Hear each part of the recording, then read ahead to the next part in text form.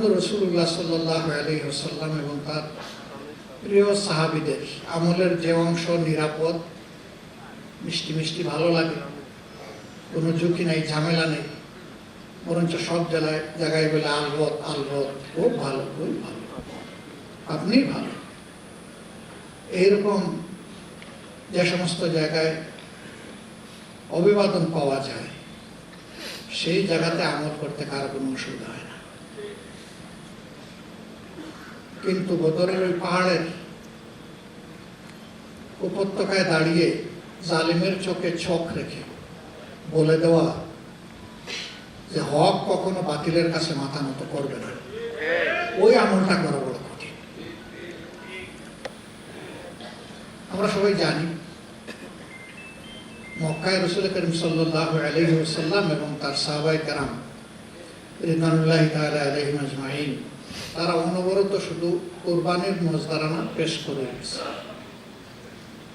কোনো অন্যায়ের তাৎক্ষণিক জবাব দেননি, শুধু সহ্য করেছেন, সবর করেছেন।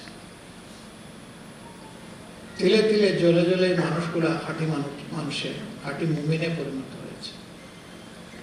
মদিনার যাওয়ার পরে মক্কাবাসী আরো অস্থির হয়ে ওঠে। শিকার তো আমাদের হাতের চঙ্গলের ভিতরে ছিল, এখন যে হাত ছাড়া হয়ে গেল। এখন যে শুনি মদিনার বিভিন্ন ঘর থেকে, প্রতিটি ঘর থেকে যুবকরা বেরিয়ে এসে মুহাম্মদের কাছে সাল্লাল্লাহু আলাইহি ওয়াসাল্লাম বায়াত নিচ্ছে, শপথ নিচ্ছে।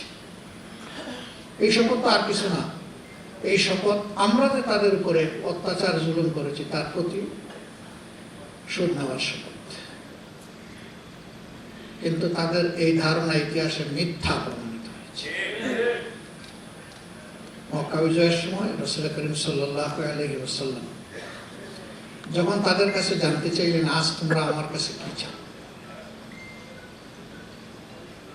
বিচক্ষণ ব্যক্তিটি দাঁড়িয়ে বলেছিলেন, আপনি আমাদের উত্তম ভাই এবং উত্তম ভাতিজা। মানে মেসেজ হলো, উত্তম ভাই এবং ভাতিজার কাছে একজন মানুষ বা একটা সম্প্রদায় যা চায় আপনার কাছে আমরা তাই চাই। কিন্তু এটা তারা বললো না, শুধু এতটুকু বলে বসে মহান আল্লাহর নির্দেশের অপেক্ষায় অল্পক্ষণ গেল। তারপরে রাসূল মকবুল সাল্লাল্লাহু আলাইহি ওয়াসাল্লাম তার প্রিয়জনদেরকে ডেকে বললেন, তোমরা ঘোষণা করে দাও, মদিনার গলিতে গলিতে ছড়িয়ে পড়ো, জানায় দাও জনগণকে, আজ তাদের সবাইকে মহান আল্লাহর পক্ষ থেকে, তার রাসূলের পক্ষ থেকে সাধারণ ক্ষমা ঘোষণা করো। ইল্লা আশারা, 10 জন ছাড়া। এদের নামটাও জানিয়ে দিলেন যে এদেরকে যেখানে পাওয়া যাবে সেখানে তাদের উপর মৃত্যুদণ্ড কার্যকর করা হবে। এটি এ কারণে নয় যে তারা আল্লাহ রসুলকে, আল্লাহ তাআলাকে অসম্মান করেছে, গালিগালাজ করেছে, বিভিন্নভাবে কষ্ট দিয়েছে, এই জন্য তারা ছিল নিরীহ মানুষের খুনি। আর খুনের বিচার হচ্ছে তাকে দুনিয়া থেকে এইভাবে বিদায় দিতে। কিন্তু না, সেই 10 জনের উপরেও আর এই রায় কার্যকর হলো না। 3 জন বা 4 জনের বেশি না। বাকিরা আত্মগোপনে গেল, পালিয়ে গেল। পরে এসে আশ্রয় চাইল, নিরাপত্তা চাইল। রাসূল মুহাম্মদ সাল্লাল্লাহু আলাইহি ওয়াসাল্লাম তাদেরকে নিরাপত্তাও দিলেন।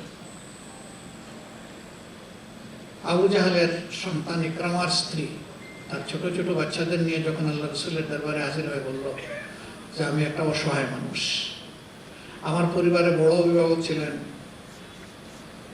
আমর ইবনে হিশাম। আবু জাহেল তো আল্লাহ এবং মুমিনদের দেওয়া উপলব্ধ, মানে লক্ষ্য, তো তিনি তো বদর যুদ্ধে নাই হয়ে গেছেন আপনার বাহিনীর হাতে। এরপরে আমার স্বামী ইকরামা জীবিত ছিল, সে তার কৃতকর্মের জন্য ভয়ে পালিয়ে চলে গেছে। আমি এখন অসহায় হিসেবে আমি কিভাবে থাকবো? আমার মতো একজন অসহায় নারীকে যদি আপনি বিবেচনায় নিয়ে আমার স্বামীকে একটু নিরাপত্তা দিতেন। রাসূল করিম সাল্লাল্লাহু আলাইহি ওয়াসাল্লাম ভাবছিলেন, হযরত সুমাইয়াকে যখন হত্যা করা হয় তখন আবু জাহেল এই নিকৃষ্ট কাজটি সমাধা করেছিল এবং তার সন্তান তার হাতে সেই অস্ত্রটা তুলে দিয়েছিল। কি করব আমি? এছাড়াও আরো অনেকগুলো খুনের ঘটনা জড়িত। কিন্তু একজন মাকে সম্মান করে, যিনি ইতিমধ্যে ঈমান এনেছেন, বায়াত এনেছেন, তিনি যেহেতু সাহায্য চাচ্ছেন, তাকে মাফ করে দিলেন এবং বললেন, যাও, তাকে নিরাপত্তা দেওয়া। স্ত্রী গেলেন স্বামীকে নিয়ে আসতে, বলে তুমি কি পাগল হইছো? আমারে মোহাম্মদ পাইলে ছেড়ে দিবে টুকরা টুকরা করে, বরঞ্চ আমি বেঁচে থাকলে কোনোদিন ফিরে যাওয়ার সম্ভাবনা থাকবে, আর তোমাদের খোঁজখবরটা দূর থেকে হলেও নিতে পারো। যাও যাও, তুমি চলে যাও। তার স্ত্রী তখন বললেন, অসম্ভব, তোমরা যাই উপবাদ দেও, জীবনে কেউ বলতে পারবে না যে মোহাম্মদ কখনো একটা মিথ্যা কথা বলেছে। কেউ বলতে পারবে না যে তিনি কখনো কারোর সাথে ওয়াদা দিয়ে তা লঙ্ঘন করেছেন। আমি বিশ্বাস করি তিনি যা বলেছেন সত্য বলেছেন, এবং তোমাকে আমার সাথে যেতে হবে। যদি তুমি না যাও তাহলে আমাদের এখানে দোহার হয়ে যাবে। ইকরামা তখন আসতে বাধ্য হলেন। তিনি বায়াত নিলেন, কাতেবে ওহী নিযুক্ত হলেন, হাদিসের রাবি হওয়ার সৌভাগ্য অর্জন করলেন, যুদ্ধের ময়দানে মুজাহিদ হওয়ার সৌভাগ্য অর্জন করলেন, যুদ্ধের ময়দানে সেনাপতির ঝান্ডা বহন করার মর্যাদা, এবং সেই ঝান্ডা থাকা হাতে থাকা অবস্থায় তিনি শাহাদত করেন। তাহলে মক্কাবাসী যা বলেছিল যে এই শপথ নেওয়ার মানে হচ্ছে যে এরপরে এসে রক্তের প্রতিশোধ নেওয়া, প্রমাণ হলো না প্রতিশোধ নেওয়া। ইসলামে ক্ষমাই হচ্ছে সবচেয়ে বড় হাতিয়ার।